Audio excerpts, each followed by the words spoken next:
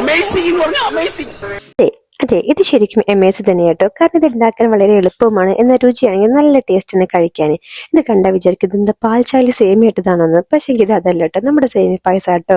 അപ്പോൾ ഇത് ഉണ്ടാക്കുന്നതിനായിട്ട് ഞാൻ ഒരു പാനിലോട്ട് ചെറിയ കഷ്ണം ബട്ടർ ഇട്ട് കൊടുത്ത് അത് മെൽറ്റായി വരുമ്പോൾ അതിലോട്ട് പൊട്ടിച്ച് സേമിയ ഇട്ട് കൊടുത്തൊന്ന് റോസ്റ്റ് ചെയ്തെടുക്കുകയാണ്. എന്നിട്ട് ആ പാനിലോട്ട് തന്നെ കുറച്ച് ഓയിൽ ഒഴിച്ച് കൊടുത്ത് അണ്ടിപ്പരിപ്പ് മുന്തിരിയൊക്കെ ഇട്ടുകൊണ്ട് ഒന്ന് അതും റോസ്റ്റ് ചെയ്തെടുത്തിട്ടുണ്ട്. പിന്നെ ഈ പായസത്തിന്റെ പ്രത്യേകത എന്താണെന്ന് വെച്ചാൽ ഒരു 1 പാൻ പായസം കേട്ടോ. ഒരു പാൻ മതി നമുക്ക് ഈ പായസം ഉണ്ടാക്കിയെടുക്കാൻ. അപ്പൊ ഇതാ ഈ പായസത്തിന്റെ പ്രത്യേകത എന്ന് പറഞ്ഞാൽ തന്നെ ഇതാ ഈ പഞ്ചസാര കാരമലൈസ് ചെയ്യലാട്ടോ. അപ്പൊ കാരമലൈസ് ചെയ്യുമ്പോൾ ശ്രദ്ധിക്കുക, ചൂട് കൂട്ടി വെക്കരുത്, തീ കുറച്ച് വെച്ച് വേണം, അല്ലെങ്കിൽ കയ്പ് ടേസ്റ്റ് വരും. അപ്പൊ ഞാനിതാ അതിലോട്ട് 2 കപ്പ് പാൽ ഒഴിച്ച് കൊടുത്തിട്ടുണ്ട്. 500 ml പാലാണ് എടുത്തത്. എന്നിട്ട് ആ പഞ്ചസാര കാരമലൈസ് ചെയ്തതും ആ പാലും ഒന്ന് നന്നായിട്ട് ഇളക്കി ചേർക്കണം. അഹങ്കാരത്തിന് കുറച്ച് മിൽക്ക് വീടും പാടെ ചേർക്കട്ടെ, അപ്പൊ രുചി ഒന്നുകൊണ്ട് കൂടി വരും.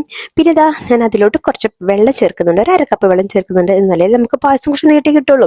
പിന്നെ പഞ്ചസാര ഒന്ന് ബാലൻസ് ചെയ്തേക്കൊണ്ട് ഒരു പിഞ്ച് ഉപ്പും പാടെ ഇട്ട് കൊടുത്തിട്ട് ഒന്ന് തിളച്ചതിന് ശേഷം അതിലോട്ട് നമ്മൾ വറുത്ത് വെച്ച സേമിയ ഇട്ട് തിളപ്പിച്ചതിന് ശേഷം ലാസ്റ്റ് ആയിട്ട് നമുക്ക് നമ്മുടെ അണ്ടിപ്പരിപ്പ് മുന്തിരിയൊക്കെ ഇട്ടൊന്ന് ഡെക്കറേറ്റ് ചെയ്യാം.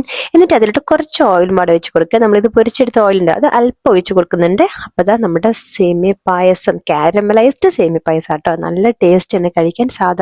നമ്മുടെ സാധാരണ ഉണ്ടാക്കുന്ന പായസത്തിൽ നിന്നും ഒരു പ്രത്യേക ടേസ്റ്റ് ഉണ്ട്. അപ്പൊ ഇഷ്ടമായാൽ എല്ലാവരും ഒന്ന് ട്രൈ ചെയ്ത് നോക്കാം. അസ്സലാമു അലൈക്കും.